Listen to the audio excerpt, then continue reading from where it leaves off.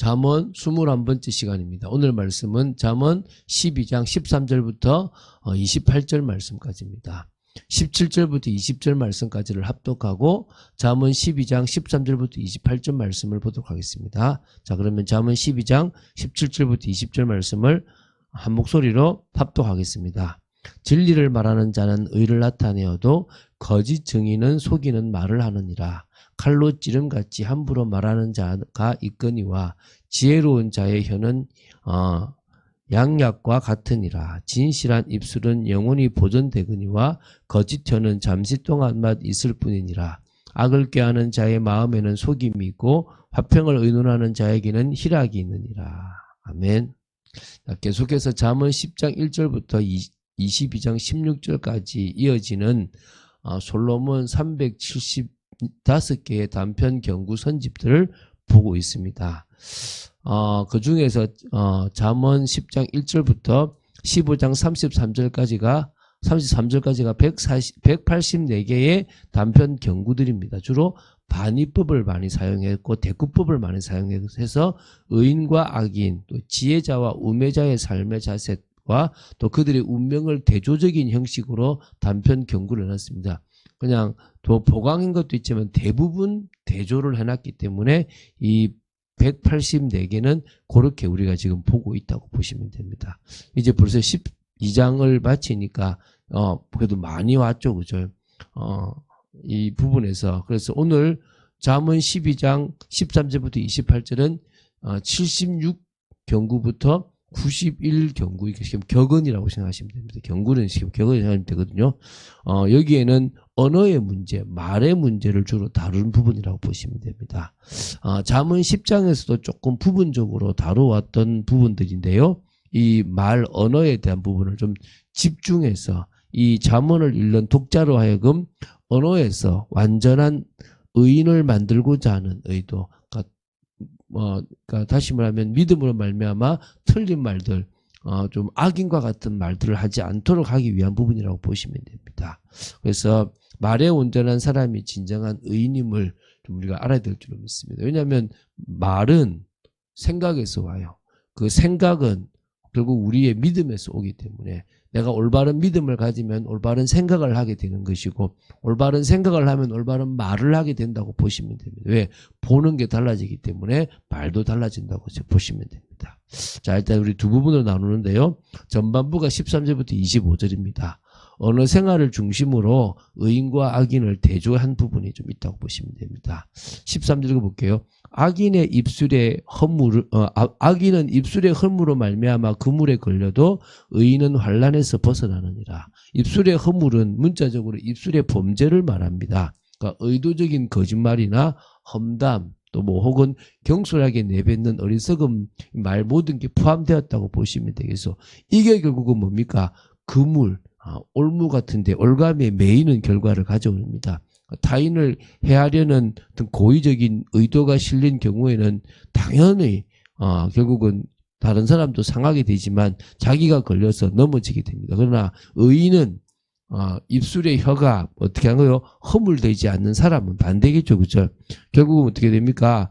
하나님의 은혜로 그런 가운데 있지 않을 뿐만 아니라 그런 말의 실수가 없으니까 그 그물 자체가 걸리지 않겠죠. 자, 14절입니다. 사람은 입의 열매로 말미암아 복록에 족하며 그 손이 행하는 대로 자기가 받느니라. 그러니까 사람의 선한 말은 온갖 좋은 결과를 가지고 오고 복록에 족하다는 말은 히브리어로 이스바흐 토브라고 하는데요. 선으로 만족할 것이다 라는 그런 의미가 있습니다. 그래서 그 손이 행하는 대로 자기가 받는다는 것으로 볼 때 이 인간의 그런 어떤 행동의 결과가 결국 자신에게로 돌아온다는 보편적인 어떤 그런 어떤 격언 경구라고 보시면 되겠습니다. 자, 15절입니다.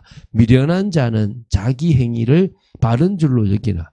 그렇잖아요. 난 바르게 살아가는데 의로운 자는 권고를 듣느니라. 진짜 의로운 자는 내가 혹시 잘못했나? 그 말 내가 들을게. 내가 조금 부족하구나. 이렇게 듣는다는 거죠. 그러니까 다시 말하면 미련한 자는 자기 행위를 바른 줄로 여긴다고 한다는 것은 자기의 주관적인 어떤 아집에 사로잡혀 있고 다른 사람들의 객관적인 충고나 의로운 권면에 귀를 기울이지 않고 오직 자신만의 어떤 자신의 판단으로만 어떻게 그 기준을 삼고 행동한다. 그러니까 결국은 난 필요 없어. 난 잘하고 있다라고 착각하고 있는 거죠. 자기가 자기를 모르잖아요. 그죠? 결국 문제가 되는 거죠. 자, 16절입니다. 미련한 자는 당장 분노를 나타내거니와 슬기로운 자는 수욕을 참느니라. 결국 미련한 자는요. 남하고 대화를 하는 중에 뭐가 나옵니까? 조금만 자기에게 기분 아파도 분노를 표출해요. 그런데 슬기로운 사람은 막 옆에서 막 욕을 하고 하더라도 그 상황을 수욕을 참고 이겨나가는 힘이 있다는 겁니다. 다른 거죠. 계속 지금 언어에서 나올 수 있는 부분들입니다. 17절입니다. 진리를 말하는 자는 의를 나타내어도 거짓 정의는 속이는 말을 하느니라. 그러니까 진리를 말하는 자는 자기 속에는 의가 나타나겠죠. 근데 거짓 정의는요. 아무리 나 참말이다라고 해도 결국은 속이는 말을 하게 돼 있다는 겁니다. 그러니까 언어가 내가 진리를 말하는 사람이라면 그 사람의 의가 거짓처럼 보이도 드러나게 돼 있는 거예요. 18절입니다. 칼로 찌름같이 함부로 말하는 자가 있거니와 지혜로운 자의 혀는 양약과 같으니라. 그런 거 있잖아요. 말로 탁탁 공격하는 거. 저도 옛날에 좀 잘했던 스타일이거든요. 경상도에 있던 사람들이 좀 보면 되게 막 이렇게 말로 이렇게 장난친다고 하는데 괜히 막 이렇게 다추고 무시하고 뭐 찌질하니 덜 떨어지니 막 이렇게 한단 말이에요. 그런 게 함부로요. 막 사람을 공격하고. 지혜로운 사람은 오히려 사람을 살리는 겁니다. 그 사람에게 힘을 주고 연약한 것들을 올려주는 거죠. 제가 참 하나님의 은혜로 복음을 깨달으니까 이제 언어가 바뀌더라고요. 아직도 남아있지만 많이 바뀌었습니다. 자, 진실한 19절입니다. 진실한 입술은 영원히 보존되거니와 거짓 혀는 잠시 동안만 있을 뿐이라. 당연하겠죠. 결국 그 진실한 입술은 결국 하나님 앞에 의로운 사람으로 인정받으니까 영원히 그 사람은 보존하고 또 계속 말할 수 있을 거지만 결국 거짓 혀는 잠시 동안 남고 결국은 이제 더 이상 말을 할 수 없을 만큼의 그런 상황이 생긴다 이 말이겠죠. 자, 20절입니다. 악을 꾀하는 자의 마음에는 속임이 있고 화평을 의논하는 자에게는 희락이 있느니라. 결국요. 사람의 입술의 말이 아니라 그 마음속에 악을 꾀하느냐 아니면은 화평을 의논하느냐 차이인데요. 그게 입술로 나오잖아요. 결국 그걸 통해서 그 마음에는 남을 속이는 게 있는 거냐 아니면 희락 기쁨이 있느냐. 결국 화평을 의논하는 사람은 남을 좋게 만드니까 희락이 있게 돼 있겠죠. 21절입니다. 의인에게는 어떤 재앙도 임하지 아니하려니와 악인에게는 앙화가 가득하리라. 당연하겠죠. 결국 어떤 재앙도 임하지 않게 되는 것은 결과적으로는 그 사람이 말이나 이런 모든 부분에서 하나님 보고 계시고 함부로 하지 않고 사람을 살리는 말을 하기 때문에 그럴 거지만 악인에게는요. 앙화, 해악, 재앙 어려운 단어인데 그런 것들이 가득하게 된다는 겁니다. 또 22절입니다. 거짓 입술은 여호와께 미움을 받아도 진실하게 행하는 자는 그의 기뻐하심을 받느니라. 당연하겠죠. 하나님이 누구를 기뻐하시겠냐는 겁니다. 누구를 기뻐하시겠냐는 겁니다. 거짓 입술을 가진 사람은 하나님이 미워하시고 싫어하십니다. 그러나 진실을 말하고 진실을 행하는 자는 기뻐하신다는 것입니다.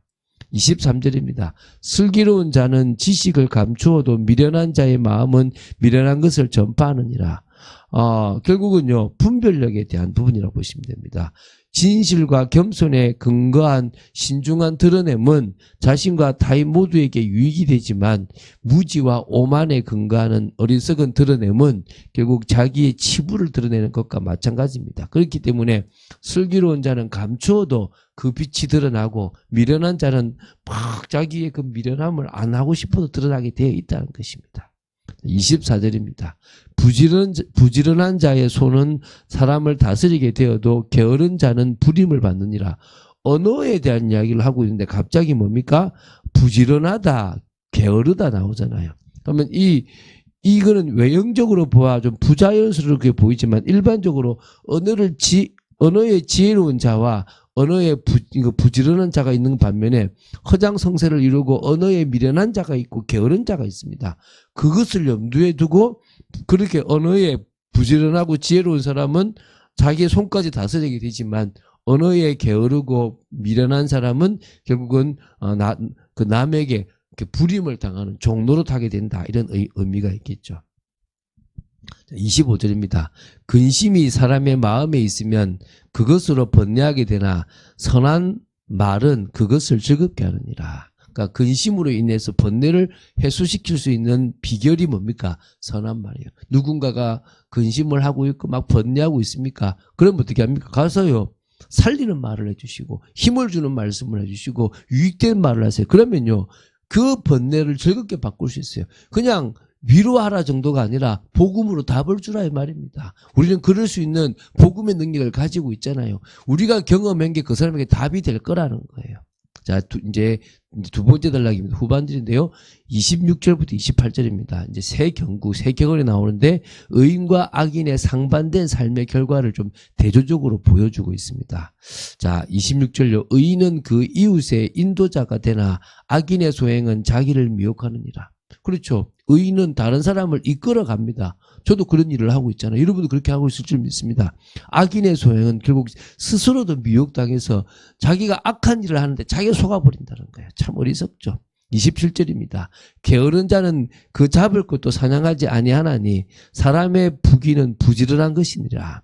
지금 여기서 지금 게으르지 말고 부지런해라. 이건 일반적으로 보이잖아요. 결국은 부지런한 자는 지혜로운 자고 의인이란 말이고 게으른 자는 미련한 자요 악인이라는 부분을 함축하고 있다고 보셔야 되는 겁니다. 그래서 게으른 자는 하나님의 자신에게 부여한 시간을 낭비한다는 것이고 하나님부터 악하다고 평가를 받을 수밖에 없다는 것입니다. 자, 이제 28절입니다. 공의로운 길에 생명이 있나니 그 길에는 사망이 없느니라. 여러분 믿음으로 공의로운 길을 가시기 바랍니다. 우리가 어떻게 우리 행위로 공의로운 길을 가겠습니까? 예수 그리스도의 힘을 의지하여 공의로운 길을 간다면 우리 길에는 사망이 없을 줄 믿으시기 바랍니다. 이 모든 지금 겪은 경구들이 복음의 비밀을 모르면 그냥 세상 좋은 말이 되는 겁니다. 이 잠언은 세상 좋은 말이 아닙니다. 정말 복음의 비밀을 알고 하나님을 제대로 믿는 사람이 지혜롭고 부지런하고 경건하고 또 뭡니까 의로운 사람이라고 보시면 됩니다. 그런 우리로 부르셨어요. 어떤 우리입니까? 연약하고 또 의심하고 자꾸 내 방식대로 살아가려는 시몬 베드로와 같은 모습이었고 또 다른 제자들과 같은 모습이었고 그렇게 예수님의 역사를 보고도 다시 고기 잡으러 가는 모습이었지만 주님은 그런 우리를 부르시고 그런 우리에게 믿음을 주시고 그런 우리를 사용하시는 것입니다. 그래서 여러분 내가 회복됨으로 정말 삶이 회복되고 가정도 회복되는 축복 누리게 되기를 주 예수 그리스도 이름으로 축원드립니다. 주는 그리스도시요 살아계신 하나님의 아들이심을 고백합니다. 오늘도 귀한 말씀 나눌 수 있도록 지켜주심을 감사합니다. 이 격언의 말씀들이 우리의 마음속에 새겨지는 축복이 있게 하시며 믿음의 고백이 되도록 저희들을 붙들어 주시옵소서. 주 예수 그리스도 이름으로 기도드립니다. 아멘.